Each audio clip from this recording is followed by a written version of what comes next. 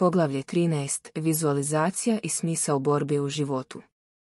Dragi slušaoci, dobrodošli u 13. poglavlje ove audio knjige posvećene veštini vizualizacije. Kroz sve prethodne poglavlje istražili smo različite aspekte vizualizacije i kako ona može doprinijeti našem ličnom rastu. U ovom poglavlju istražit ćemo duboko i suštinsko pitanje kako vizualizacija može pomoći u pronalaženju smisla borbe u životu. Život je nerijetko ispunjen izazovima, teškoćama i borbama. Kroz vizualizaciju možemo pristupiti resursima duboko unutar sebe kako bismo se suočili sa ovim izazovima. Zamislite sebe kao borca, spremnog da se suoči sa životnim preprekama sa hrabrošću i odlučnošću. Vizualizacija nam omogućava da razvijemo mentalnu otpornost. Zamislite sebe kako se suočavate sa preprekama i nedaćama, osjećajući unutrašnju snagu da istrajete. Ova veština može vam pomoći da razvijete sposobnost suočavanja sa stresom i neizvesnošću, osnažujući vas da se izborite sa svakom situacijom. Kroz vizualizaciju možete pronaći smisao čak i u najtežim trenucima. Zamislite sebe kako prevazilazite teškoće, učeći iz svakog izazova i rastući kao osoba. Ova perspektiva pomaže vam da vidite svaku borbu kao priliku za rast i ličnu evoluciju. Vizualizacija također omogućava povezivanje sa svojom dubljom svrhom. Zamislite sebe kako se usredsređujete na svoje ciljeve, ma koliko oni bili teški ili udaljeni. Ova slika vas podsjeća na svrhu borbe i daje vam energiju da se suočite sa svim izazovima na putu. Važno je napomenuti da smisao borbe u životu nije statičan, već se razvija sa vremenom. Kroz vizualizaciju možete pratiti svoj put i otkrivati dublje slojeve smisla dok se suočavate sa raznim situacijama. U zaključku, vizualizacija je alat koji vam može pomoći da pronađete smisao u borbi života.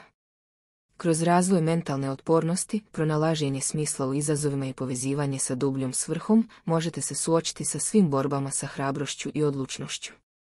Hvala vam što ste pratili ovo istraživanje vizualizacije i nadam se da ćete koristiti ovu veštinu kako biste pronašli smisao i svrhu u svakom koraku svog životnog puta. Ako imate neku želju za temu koju biste voljeli da poslušate, pišite nam u komentarima, a mi ćemo se potruditi da u budućnosti obradimo tu temu. Poglavlje 14. Vizualizacija i dublje razumevanje sebe. Dragi slušaoci, dobrodošli u 14. poglavlje ove audio knjige o veštini vizualizacije. Kroz sve prethodne poglavlje istraživali smo različite aspekte vizualizacije i njenu ulogu u našem ličnom i duhovnom rastu. U ovom poglavlju istražit ćemo kako vizualizacija može doprinijeti dubljem razumevanju sebe. Svi mi nosimo složene unutrašnje svetove, punih potencijala, strahova, želja i uverenja.